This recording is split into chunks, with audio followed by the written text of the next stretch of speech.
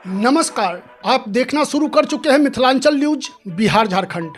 मैं कुमुद कुमार चौधरी अभी हूँ रूनी सैदपुर विधानसभा क्षेत्र में, जहां मेरे साथ हैं विनय कुमार पासवान जी।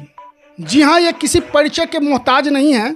ये सीतामढ़ी जिला के वार्ड मेंबर संघ के जिला अध्यक्ष हैं और जन सुराज पार्टी के स्टेट कमेटी के सदस्य भी हैं, युवा के। हम आज इनसे जानना चाहते हैं जनसुराज के विषय में कुछ, और प्रशांत किशोर जी के विचारों से ये कितने प्रभावित हैं, ये हम इनसे जानकर आप तक पहुंचाएंगे। हमारे चैनल में आपका स्वागत है विनय जी। सबसे पहले जी नमस्कार। मैं विनय कुमार पासवान, वार्ड सदस्य संघ का जिला अध्यक्ष सीतामढ़ी, और जन सुराज में मैं युवा का स्टेट कमेटी सदस्य भी हूँ। और मैं जन सुराज श्री प्रशांत किशोर जी से हम लोग मिले तो हम लोग को लगा कि बिहार में पलायन और शिक्षा, बेरोजगारी बिल्कुल और स्वास्थ्य बिल्कुल सही तरीक़ा से चलेगा और युवा का पलायन बिल्कुल बंद हो जाएगा। विनय जी, सबसे पहला सवाल हम आपसे करेंगे कि जन सुराज का मुख्य उद्देश्य क्या है?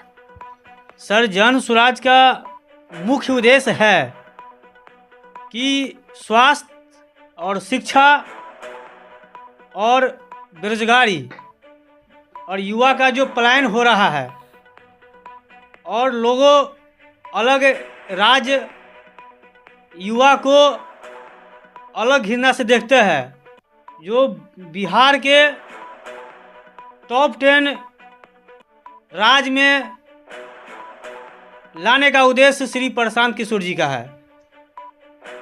जन सुराज हम समझ सकते हैं कि जो वर्तमान में राजनीतिक दल है, उनके रणनीतिकार भी रह चुके हैं प्रशांत किशोर जी। उन्होंने देश ही नहीं विदेशों में जाकर अपनी रणनीति का डंका बजाया है, और भारत के विभिन्न राज्यों में उनके रणनीति के तहत ही जीते हुए मुख्यमंत्री अभी भी हैं। जैसे बंगाल में ममता बनर्जी जी, बहुत सारे ऐसे मुख्यमंत्री हैं, मैं नाम नहीं लेना चाहता ज़्यादा का। बताइए कि जन सुराज क्या एक राजनीतिक दल के रूप में उभरेगी? जन सुराज मात्र अब 2 महीना इंतजार 2 अक्टूबर का इंतजार कीजिए, और 2 अक्टूबर की इतनी बड़ी पार्टी बनने जा रहा है कि कभी भी इतना कम समय में इतना बड़ा 1 करोड़ सदस्य का पार्टी कभी नहीं बना था। और ये बहुत कम समय में पहली पार्टी है जन सुराज जो 1 करोड़ सदस्य के साथ पार्टी बनाने जा रहा है 2 अक्टूबर को। क्या जन सुराज आने के बाद बिहार की स्थिति में सुधार होगी?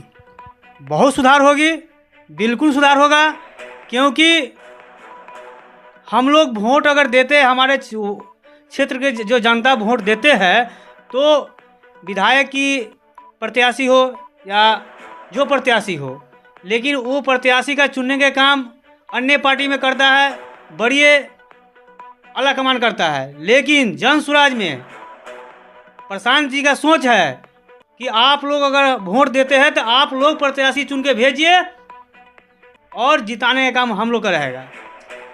ये तो बहुत अच्छी बात है, और सही मायने में लोकतंत्र का सिद्धांत भी यही है कि यहाँ जनता मालिक है। लेकिन अभी के राजनीतिक दल के नेताओं को ये लगता है कि हम मालिक हैं, जनता हमारी नौकर है। जी, तो इसी मिथक को तोड़ने का प्रयास कर रहे हैं जन सुराज के माध्यम से श्री प्रशांत किशोर जी। विरोधियों में तो खलबली मच चुकी है, मैं देख रहा हूँ। बिल्कुल मचा हुआ है। जी, अब चिट्ठी निकलता है, और बाज़ाब्ता चिट्ठी निकाल के उसमें प्रशांत किशोर पांडे उनका जो उपनाम टाइटल है वो लगाया जाता है कि लोगों को भड़काने के लिए, जाति पाति के दलदल में फंसाने के लिए फिर से बिहार की जनता को इस तरह का प्रयास किया जा रहा है। देखिए, अन्य पार्टी जो है केवल जाति पार्टी को बांट कर राज करने का प्रयास करते हैं और विद्रोह पैदा करके प्रयास करते हैं।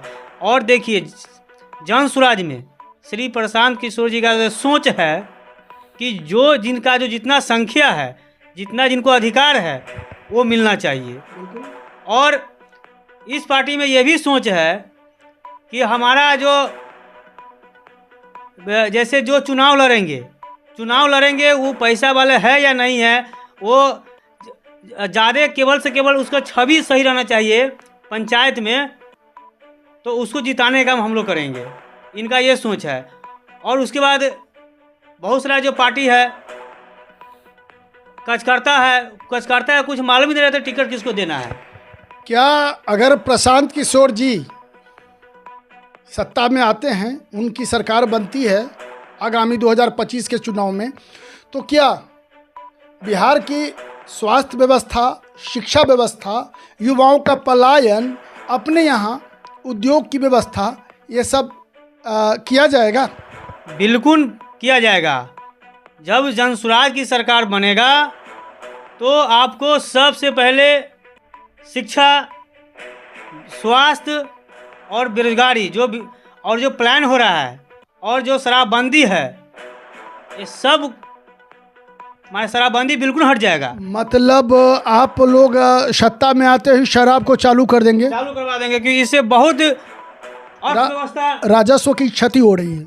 राजस्व की बहुत क्षति हो रहा है। इतना क्षति हो रहा है कि विकास, डेवलपमेंट में भी बहुत परेशानी आ रहा है और सही समय से टीचर लोग का पेमेंट भी नहीं हो पा रहा है। अरे किसी का पेमेंट अब छोड़िए, अपने लोगों को अदर स्टेट से 8 रुपया ज़्यादा महंगा पेट्रोल मिलता है और राज्य सरकार का टैक्स उस पर बढ़ाया गया है, जिसके कारण 8 रुपया से ज़्यादा हम लोगों को पेट्रोल महंगा खरीदना पड़ता है। जी। और आजकल पेट्रोल का उपयोग निम्न मध्यम वर्गीय, उच्च वर्गीय कार में करते हैं, मध्यम वर्गीय मोटरसाइकिल में करते हैं। जी देखिए, सरकार की जो सबसे बड़ी अर्थव्यवस्था थी शराबबंदी अर्थव्यवस्था बहुत माने जो कर दिया है, बहुत इससे लूज हो गया है कि नहीं? तो अन्य चीज़ पे वो टैक्स बांध देता है। 1 लाख करोड़ रुपया का आर्थिक क्षति है ईयरली, वार्षिक रूप से 1 लाख करोड़ रुपए की क्षति है। एक आंकड़ा में कहीं हम देखे थे, वो कितना सही है कितना झूठा है इस पर मैं दावा नहीं कर सकता, लेकिन एक आंकड़ा बताया गया था कि 1 लाख करोड़ रुपया से ज़्यादा राजस्व की क्षति हो रही है शराबबंदी के कारण। और शराबबंदी तो सिर्फ नाम के लिए है। शराबबंदी तो नाम के लिए है कि देखिए, जगह जगह माने सामान उपलब्ध कराया जा रहा है, होम डिलीवरी किया जा रहा है। और जैसे कहता है गरीबी ख़त्म हो जाएगा दारूबंदी से, शराबबंदी से, लेकिन गरीबी ख़त्म कहाँ हो रहा है? जिसको जो खाने का मन, जिसको जो पीने का मन है, जिसका जो अमल है, वो कोई किसी को नहीं बंद कर सकता है। लेकिन जो सामान 150 में मिलता था वो सामान 300 में मिलता है। तो बेरोजगारी कैसे ख़त्म होगा? गरीबी कैसे ख़त्म होगा? तो ये शराबबंदी कैसे बंद हुआ? अब चलते चलते अंत में हम आपसे अपने रूनीसैदपुर विधानसभा के मतदाता मालिकों को आप क्या संदेश देना चाहते हैं? 2 शब्द कहें। हम रूनीसैदपुर विधानसभा के मतदाता मालिकों को मैं यही अनुरोध कर रहा हूँ और कि जैसे में कि जो विधायक है हमारी जनता के लिए एक भी आवाज़ विधानसभा में नहीं उठाते हैं और अपना वो लोग पेंशन महंगाई के हिसाब से बढ़ाते जा रहे हैं और हमारे विधानसभा क्षेत्र की जनता के लिए एक भी आवाज़ नहीं उठाया जाता है। जैसे में कि देखिए, वृद्धा पेंशन 400 का महीना मिल रहा है, लगभग 7-8 साल से लागू हुआ, उस समय से 400 का महीना मिल रहा है, उसको भी बढ़ना चाहिए। जैसे कि विधवा पेंशन, उसको भी बढ़ना चाहिए। विकलांग पेंशन, उसको भी बढ़ना चाहिए। और किसान सबको जो समस्या है, एक भी सही से माने जनता की काम नहीं होता है, नहीं उसके लिए आवाज़ उठाते हैं विधायक लोग सब। तो यही मैं यहाँ तो है कि अपना काम बनता, भाड़ में जाए जनता, तो ये तो देख ही रहे हैं। तो इसीलिए अब सब पार्टी के लोग देख लिया, चाहे एनडीए हो चाहे महागठबंधन हो। बिहार में एक तरफ इंडिया गठबंधन, एक तरफ एनडीए गठबंधन, अब कोई तीसरा विकल्प था नहीं। लेकिन जनसुराज के माध्यम से एक आशा की किरण जगी है बिहार में। बिहार के वासी उत्साहित हैं इसको लेकर? देखिए, पहले था कि भाई अगर कोई एनडीए से परेशान हुआ तो कोई चला गया महागठबंधन में, कोई महागठबंधन से परेशान हुआ तो चला गया एनडीए में। उसको दूसरा ऑप्शन नहीं था, पहले मजबूरी में लोग जाता था। तीसरा ऑप्शन अब तीसरा ऑप्शन आ गया है, जन स्वराज को सपोर्ट करना है और जन स्वराज सरकार बनाना है और हर एक व्यवस्था को बदल देना है। मेरा यही रिक्वेस्ट है हमारे रून्नीसैदपुर विधानसभा क्षेत्र की जनताओं और मालिकों से। जय बिहार, जय जन स्वराज। नमस्कार। अब बस आपका और हमारा साथ यहीं तक, फिर अगले जगह पर मिलेंगे किसी नए जन स्वराज के कार्यकर्ता से।